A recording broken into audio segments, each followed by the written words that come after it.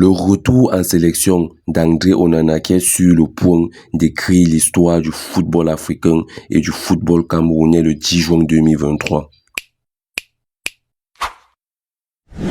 Le 10 juin 2023, André Onana aura la lourde charge de garder la cage de l'Inter de Milan inviolée face à l'armée offensive de Manchester City, face au bourreau Haaland, meilleur buteur de la Première Ligue et détenteur du record du nombre de buts marqués en une saison en Première Ligue anglaise. Mais André Onana est prêt à affronter cette épreuve car il a déjà essuyé 8 clean sheets en Champions League cette saison.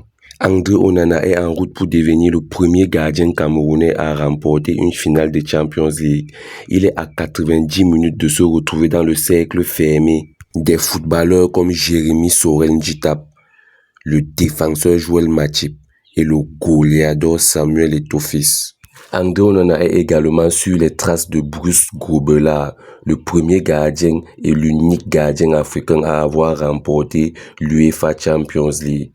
Il a remporté la Champions League en 1983 et André Onana est à 90 minutes de devenir le deuxième gardien de l'histoire du football africain à être sur le toit de l'Europe en remportant l'UEFA Champions League, 40 ans après le Zimbabwéen Bruce Grobbelaar. Le président de la FECAFOOT a d'ailleurs déclaré que c'est une émotion pour lui de voir André Onana jouer la finale de la Ligue des Champions. Il a dit que il est fier comme président de la FECAFOOT et il est fier comme père car il est le père d'André Onana. André Onana a grandi dans son académie. André Onana a fait ses débuts avec la Fundesport Academy. Et il a d'ailleurs et il a mis André Onana au niveau des gardiens de but comme Julio César, qui sont les meilleurs gardiens, qui ont été les meilleurs gardiens de but du monde.